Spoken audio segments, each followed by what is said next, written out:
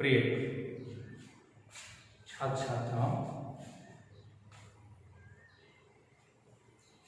आज हम कक्षा 12 कला वर्ग के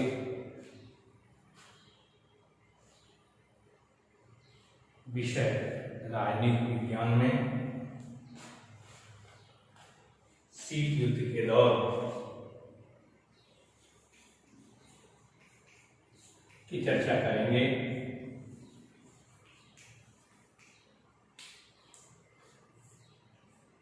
कला वर्ग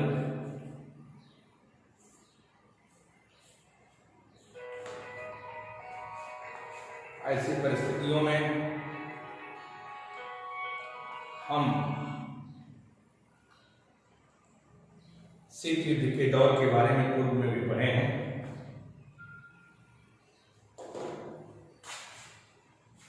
फिर भी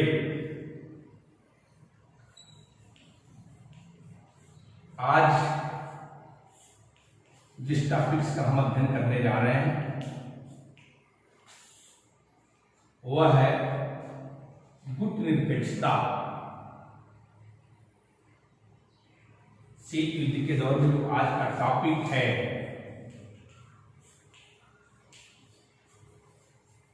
गुटनिरपेक्षता।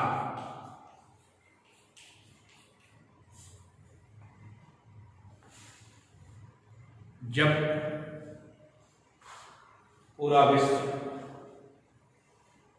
शीत युद्ध के दौर में चल रहा था, उस परिस्थिति में विश्व दो भागों में बंटा था। कुछ ऐसे देश थे जो न तो संयुक्त राज्य अमेरिका के पक्षधर थे, न ही सोवियत संघ के पक्षधर थे। इसका मतलब ये नहीं कि वे उनका विरोध भी करते थे, लेकिन ऐसे परिवेश में वे सभी के सभी देश किसी गुट में शामिल नहीं होना चाहते। क्यों? कि वे नौ स्वतंत्र थे, उनकी समस्याएं कुछ अलग थीं और वे अपने देश को किसी गुट में शामिल करके दूसरे देश से, दूसरे पार्ट और दूसरे ध्रुव से दुश्मनी नहीं लेना चाहते। अर्थात वे तटस्थ थे। इन दो ध्रुवियों के बीच वे तटस्थता के रूप में थे। और ऐसी परिस्थिति में 1956 में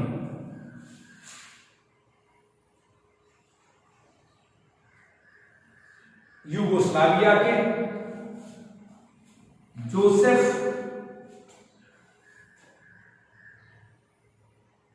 टीटो,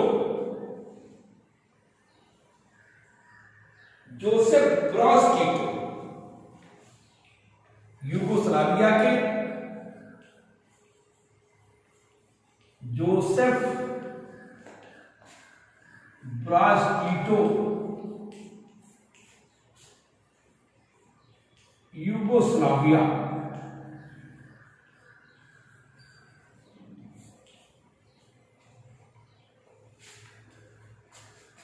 पंडित जवाहरलाल नेहरू,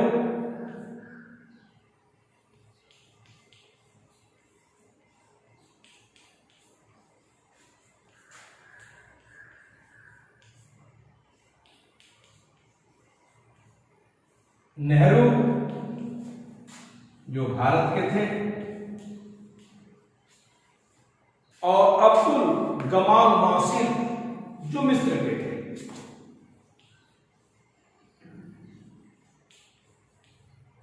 अब्दुल गफार नासिर जो कहां के थे? मिस्र के थे। इन तीन लोगों ने बैठक किया। उस परिदृश्य में जब पूरा विश्व दो ध्रुवों में विभक्त था, लेकिन इन तीनों की बैठक में जब पहली बार इन्होंने बैठक किया तो दो लोगों ने और समर्थन दिया। उसमें थे सुकर्णव।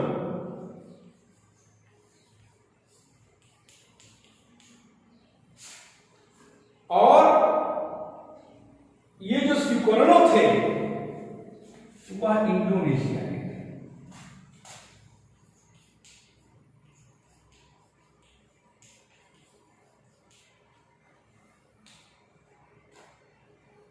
और एक घाना के एनक्रूजा थे। एनक्रूजा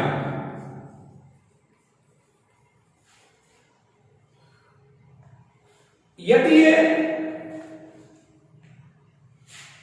तीन लोगों के समर्थन में आए, अर्थात 5 लोगों ने मिलकर गुट निरपेक्षता की एक नींव रखी।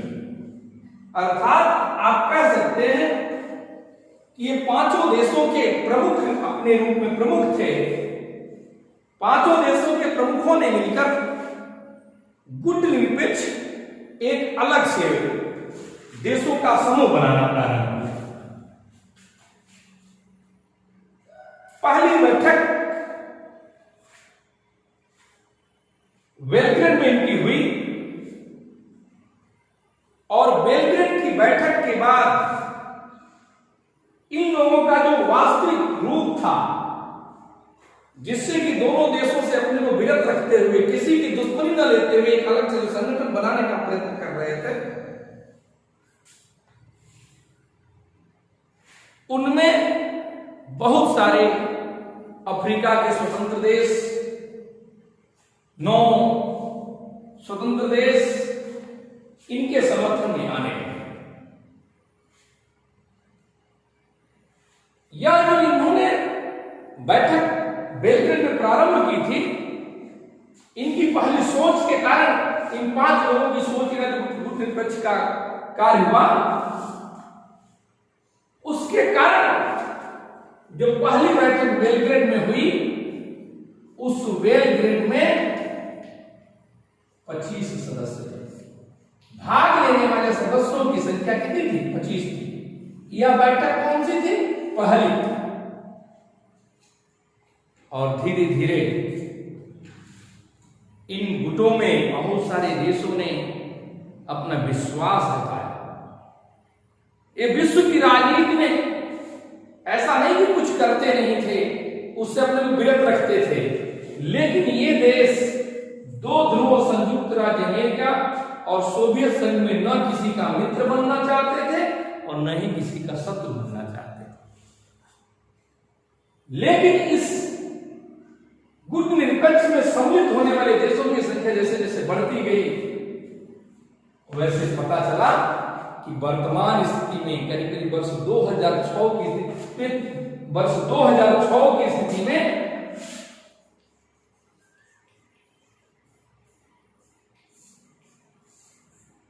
पुनः इनकी जो बैठक हुई, उनमें इनकी सदस्यों की संख्या 116 के आसपास हो चुकी थी और उसमें करीब करीब 15 ऐसे लोग थे जो उसकी देख रेख कर रहे। 15 देश ऐसे थे। तो कहने का संशय कि वर्ष 2006 में गुट निरपेक्ष की संख्या को हम देखें तो पता चलता है कि इनकी गुट निरपेक्षता में जुड़ने वाले देशों की संख्या बढ़ती गई और इस प्रकार से गुट निरपेक्ष का जो संगठन था मजबूत होता गया। इन देशों में आपसी सहयोगात्मक की भावना, किसी एक देश पर आक्रमण होने के पश्चात दूसरे देशों को सहयोगात्मक भावना, आर्थिक सहयोग, सैनिक सहयोग, अन्य बहुत सारे कार्य इस गुट निरपेक्ष के दलों ने किए। लेकिन जो इन गुट निरपेक्ष के दलों का जब जुड़ना प्रारंभ हुआ देशों का, तो उसका एक फायदा और हुआ। गुट निरपेक्ष का संगठन बनने के बाद नए कम से कम 16 सदस्य संयुक्त राष्ट्र संघ के नए सदस्य के रूप में सामने प्रदर्शित हुए। और जो 16 सदस्य जो संयुक्त राष्ट्र संघ में जुटे, 9 स्वतंत्र देश थे। उनकी समस्या गुटों में बंटना न होकर के वह अपनी आर्थिक विषमता से, अपने विकास से, अपने देश की विभिन्न समस्याओं से ग्रसित थे। उनका पहला कार्य यह था कि हम अपने देश की विकास की व्यवस्था को ठीक कर पाए, उस विकास की दर को ठीक कर पाए, आर्थिक स्थिति में मजबूत हो पाए। क्योंकि 9 स्वतंत्र देश थे तो उस समय बहुत सारी समस्याओं से ग्रसित थे। और जब 16 देशों ने संयुक्त राष्ट्र संघ की सदस्यता ली, उस समय संयुक्त राष्ट्र संघ को इस बात का पता चला, पूरे विश्व को इस बात का पता चला कि ये जो 9 स्वतंत्र देश थे गुटनिरपेक्ष के सदस्य हो गए। निश्चित तौर से गुटनिरपेक्षता एक नए रूप में, नए आयाम के रूप में, इस पूरे 2 घटकों के जो 2 ध्रुव के रूप में पूरा विश्व था, एक तीसरा ध्रुव तैयार हो गया जिसे हम गुटनिरपेक्षता के नाम से जानते हैं। इन जो 3 जोसेफ ब्रॉज टीटो, पंडित जवाहरलाल नेहरू, अब्दुल गफ्फार नासिर जो पहली बैठक, इनका समर्थन सुकर्णो और एनक्रूज, इन सब लोगों ने जिस गुटनिरपेक्ष को एक तरह से प्रारंभ किया था, आज के परिवेश में वह पूरे विश्व में एक अपने प्रभावी रूप में कार्य कर रहा है।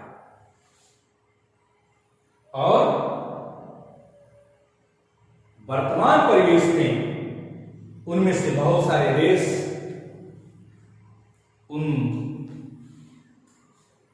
सोवियत संघ के समाप्त होने के बाद एक तरह से कुछ देश समर्थन अमेरिका के भी करते हैं, कुछ समर्थन नहीं भी करते हैं, लेकिन इन सबके बावजूद उनका एक तीसरा संगठन रहा था जो वर्तमान परिवेश में भी जारी है और चल रहा है। इसके बाद इस शीत युद्ध के अंतिम टॉपिक्स के रूप में हम चर्चा करेंगे भारत की शीत युद्ध के दौर में स्थिति और गुटनिरपेक्षता के सहयोग। क्योंकि भारत गुटनिरपेक्ष देशों के समूह में मूल रूप से इस देश के पहले प्रधानमंत्री सम्मिलित थे। एक तरह से गुटनिरपेक्षता की उपज में से ही ये लगे हुए थे। इससे एक बात तो स्पष्ट हो जाती है कि शीत युद्ध के दौर में भारत की जो स्थिति थी वह दोनों देशों से अलग थी, विरत थी। किसी संयुक्त राज्य अमेरिका और सोवियत संघ किसी का समर्थन नहीं करता था। लेकिन बाद के समय में जब गुटनिरपेक्षता का समूह बना, उसके बाद भारत ने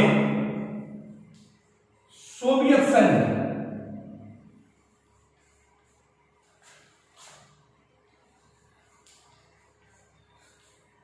भारत की स्थिति शीत युद्ध के दौरान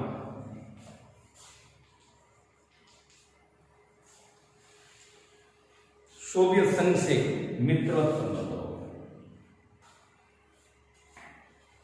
गुटनिरपेक्ष देशों के समूह में रहते हुए भी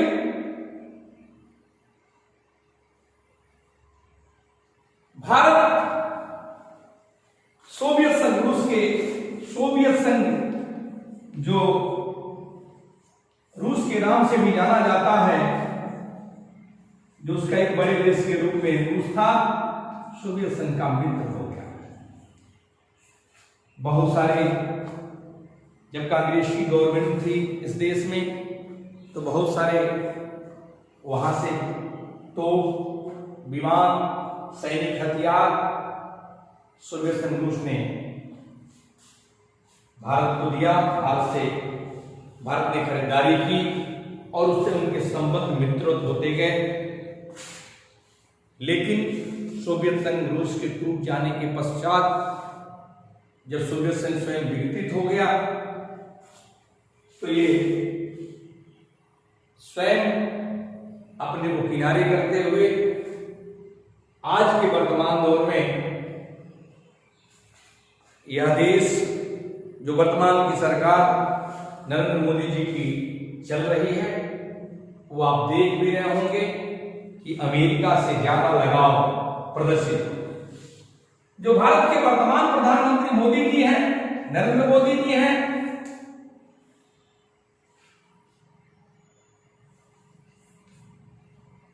नरेंद्र दामोदर दास मोदी जी का पूरा नाम है माननीय नरेंद्र दामोदर दास मोदी जी अमेरिका से अच्छे ताल्लुकात रखते हैं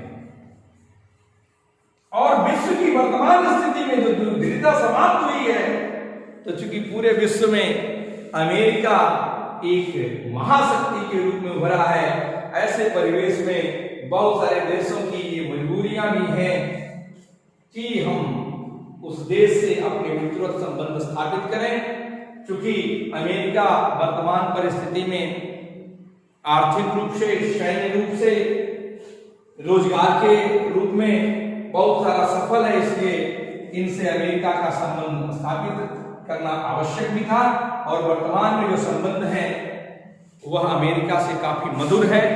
और मधुर होने के नाते ही आपने देखा कि जल्दी ही वहां के राष्ट्रपति डोनाल्ड ट्रंप जी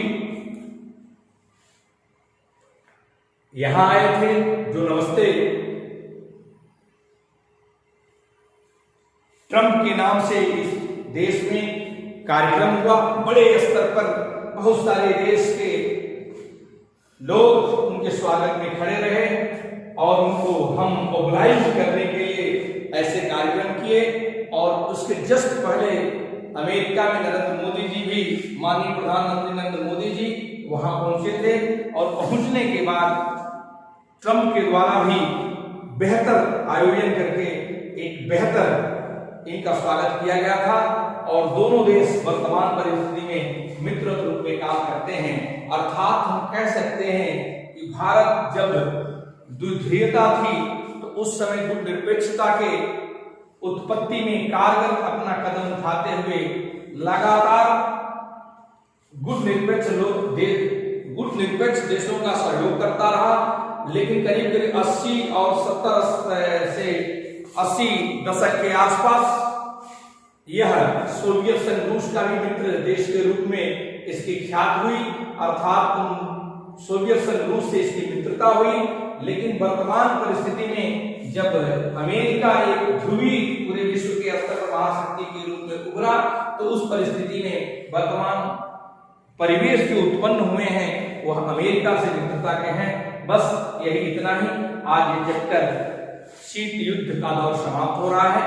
प्रिय बच्चों, आप इसे पढ़ेंगे, देखेंगे, कुछ नोट्स बनाएंगे, जो इंपॉर्टेंट चीजें बताई गई हैं उसका ख्याल करेंगे। मैं प्रयास करता हूं कि जैसे इसके पहले कुछ नोट्स आपको नोट्स कह रहा हूं, किताबों के कुछ इंपॉर्टेंट पार्ट है उसको YouTube पे फोटो खींच के भेजा हूं। आज भी जो उसके इंपॉर्टेंट टॉपिक उसके साथ इस वीडियो के साथ अटैच कर दिए जाएंगे। आप प्रयास करें, नोट बनाइए, जो चीजें पढ़ाई जा रही हैं, जितनी ही चीजें पढ़ाई जा रही हैं उसका भरपूर आनंद लें और उसको अपने जीवन में उतारें। प्रयास करें कि इंटरमीडिएट की बोर्ड परीक्षा में ये सब चीजें तैयार रही, हमारे लिए आसानी होगी। धन्यवाद।